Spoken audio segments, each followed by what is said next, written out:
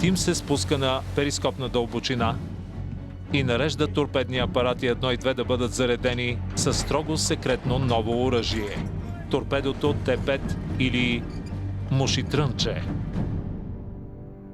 Германските инженери разработват торпедото Т-5 през 1943 за да подобрят точността, като премахнат човешката грешка при прицелване.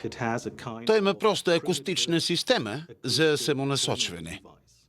Тази акустична система търси най-силния източник на шум във водата, който обикновено е надводния кораб и променя курса му към този източник на шум. Точно преди залез Тим изстрелва двете торпеда.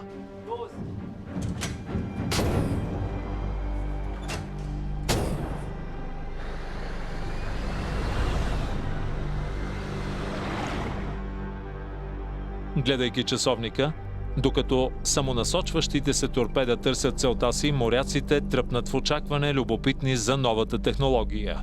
Вероятно са били доста заинтригувани от новото торпедо, като например от нов мобилен телефон. Операторът на хидрофона следи звука на торпедата, докато се отдалечават от подводницата към товарния кораб. Но когато времето изтича, няма експлозия. Пропуснали са. Докато операторът на хидрофона продължава да слуша, осъзнава, че звукът на едното торпедо започва да се усилва. То звучи сякаш се връща. Трябва да е доста неприятна изненада, ако торпедото се връща към теб и преследва теб. Връща се право към Ю-862. Юли 1944. В средата на Южния Атлантик. Командир на германска подводница, капитан Хайнрих Тим, е забелязал търговски съд и изстрелва две чисто нови торпеда Т-5 с акустично самонасочване. Но едното от торпедата се оказва неизправно. Голямото предимство на подводницата, акустичното самонасочващо се торпедо, всъщност е и най-големия риск. Защото в определени случаи, ако подводницата издава твърде много шум, то няма да се прицели в набелязаната цел, а в изстрелялата го подводница.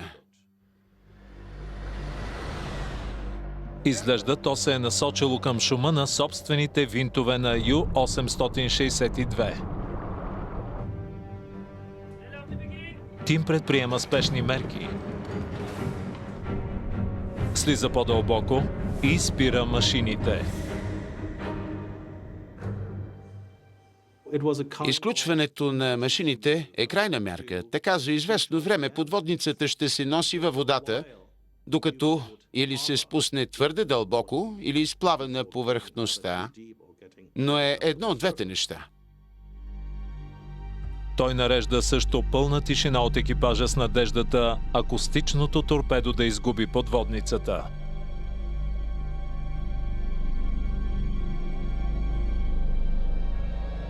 Без звука на двигателите, екипажът също може да чуе торпедото, ръмжащо като верижен трион. Целият шум се отразява от корпуса на подводницата и торпедото наближава. Торпедото се понася към Ю-862.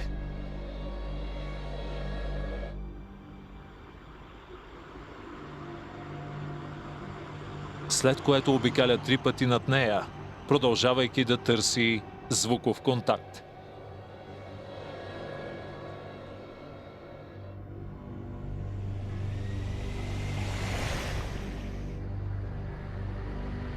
Без да намери цел, торпедото най-сетне експлодира, без да нанесе поражение на подводницата. Впоследствие, гмуркането по-дълбоко след изстрелване на торпедо Т-5 ще стане стандартна процедура, но технологията все още е нова. Тим изплава на повърхността с надеждата, че експлозията не е подплашила целта му. За негово щастие, съюзническият кораб продължава видимо в неведение за драмата под водата. Тим се подготвя за нова стрелба